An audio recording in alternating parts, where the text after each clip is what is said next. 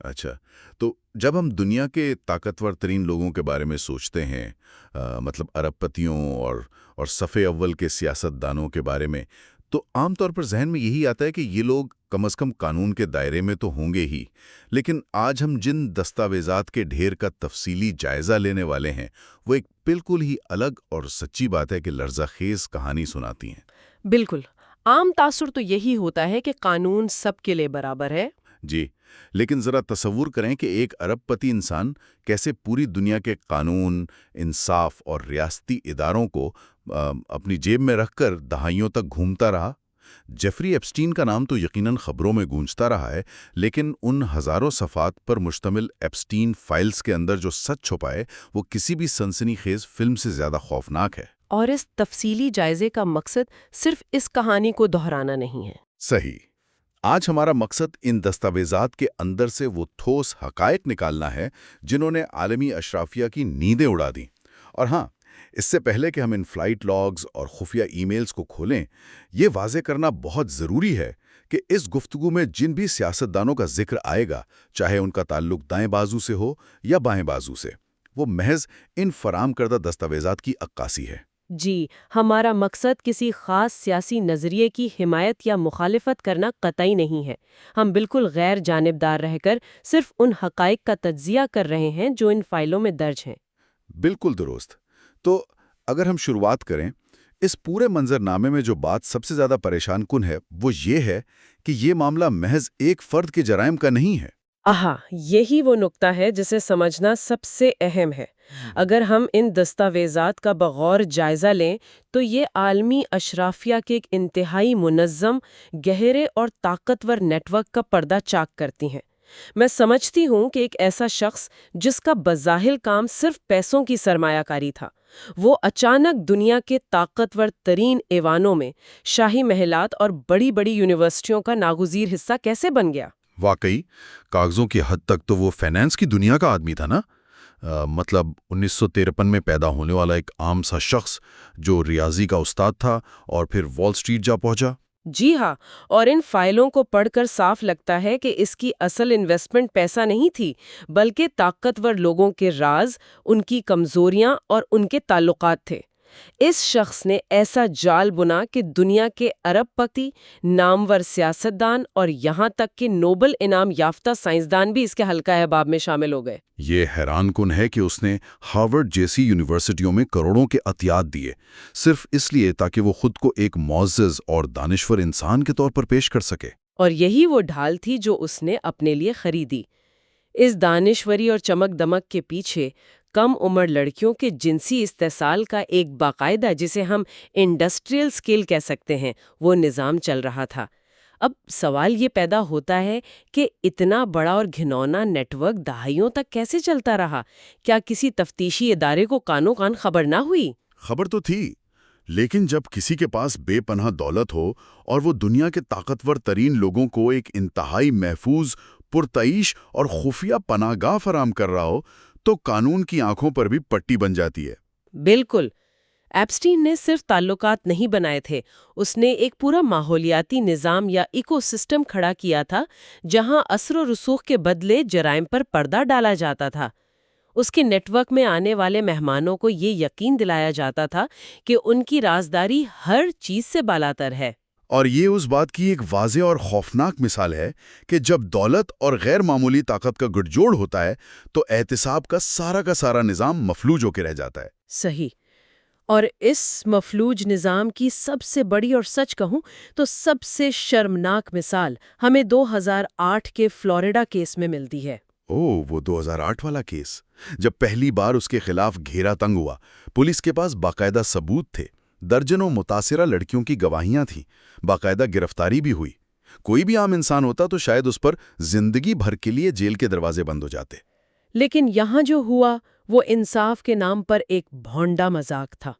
اسے ایک ایسی خفیہ ڈیل ملی جسے قانونی زبان میں نان پروسیکیوشن ایگریمنٹ یا استثناء کا معاہدہ کہا جاتا ہے۔ جی، اور اس ڈیل کی جو شکیں تھیں وہی وہ اصل موڑ تھا جہاں سے اس کیس میں عوام کے شکوک و شبہات نے باقاعدہ جنم لیا۔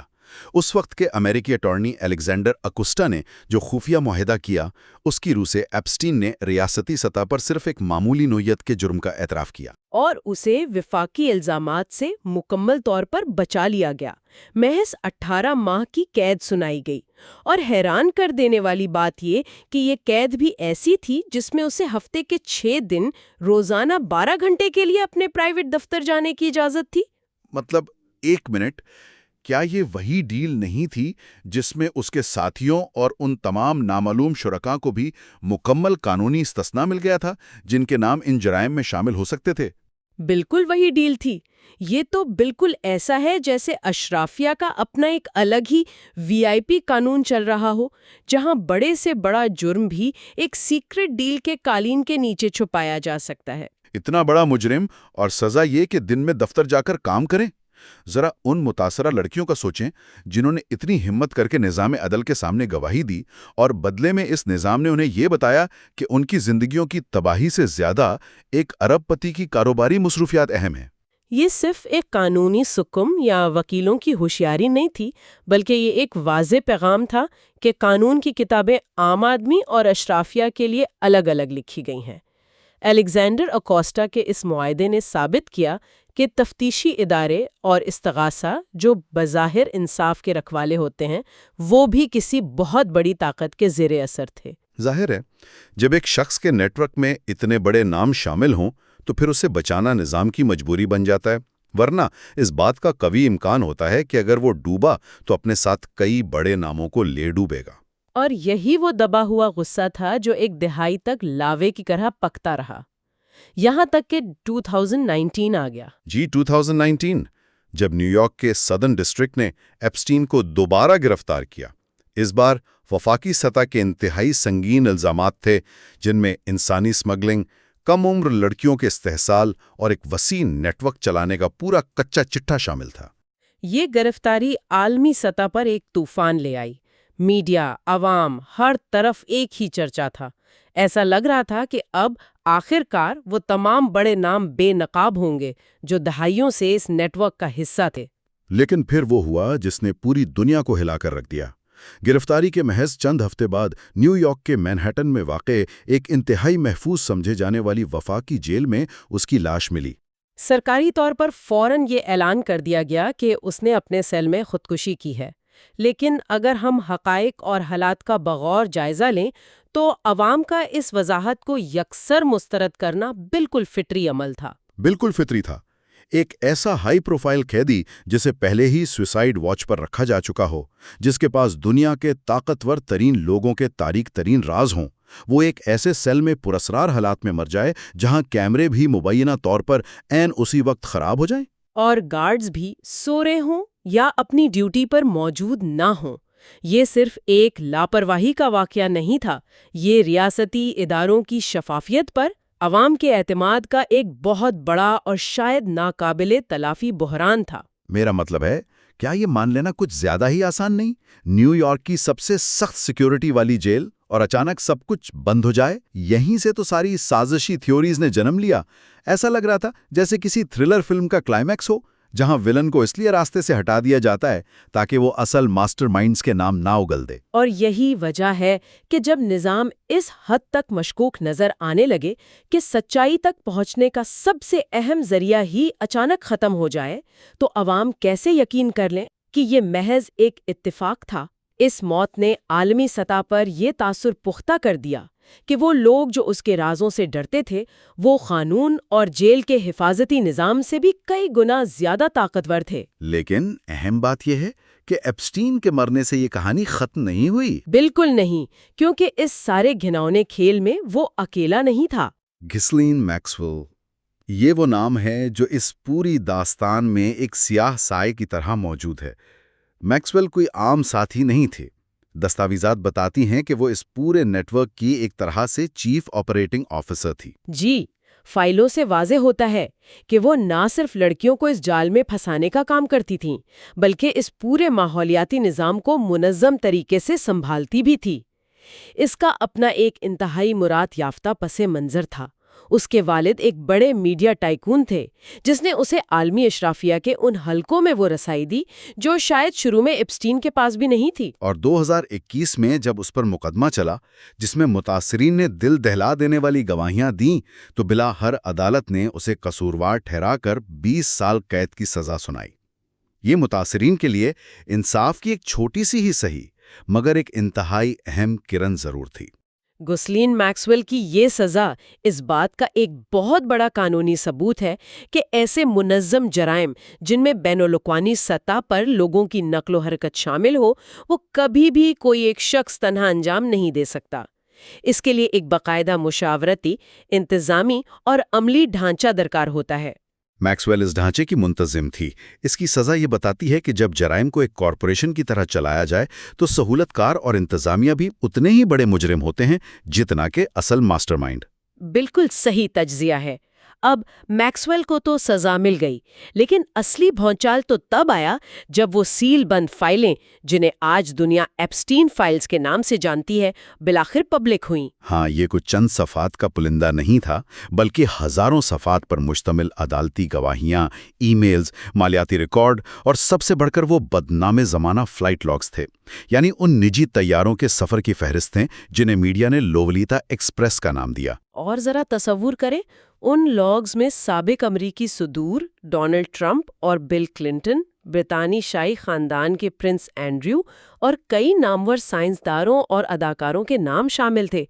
یہ دستاویزات تو جیسے اقتدار کے ایوانوں میں ہونے والی خفیہ سرگرمیوں کا ایک براہ راست کیمرہ تھیں۔ یہاں ہمیں ایک بہت ہی باریک لیکن انتہائی اہم قانونی فرق کو سمجھنا ہوگا۔ ان فائلوں میں کسی بڑی شخصیت کا محض نام آ جانا یا ان کے کسی پرائیویٹ جیٹ میں سفر کا ذکر ہونا قانون کی نظر میں ان کے مجرم ہونے کا حتمی ثبوت نہیں ہے۔ جی، یہ ایک بہت ضروری وضاحت ہے۔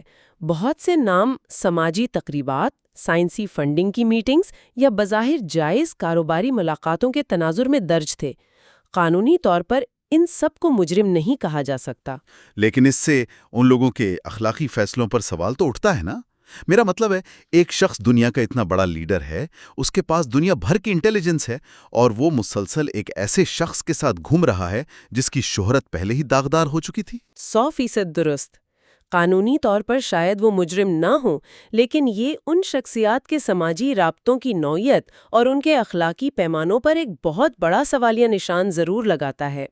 ان دستاویزات نے یہ ثابت کیا کہ طاقتور لوگوں کا یہ ایک ایسا کلب تھا جہاں اصول اور اخلاقیات کے پیمانے عام دنیا سے بالکل مختلف تھے۔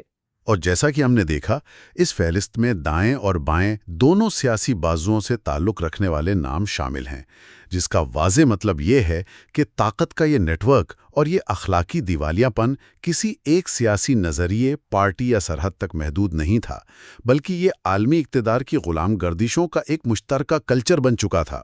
اور اس کلب کی سب سے خفیہ اور محفوظ پناہگاہ تھی ایپسٹین کا وہ نجی جزیرہ لٹل سینٹ جیمز، جو امریکی ورجن آئلینڈز میں واقع تھا، جسے میڈیا پیڈوفائل آئلینڈ کا نام دیتا رہا۔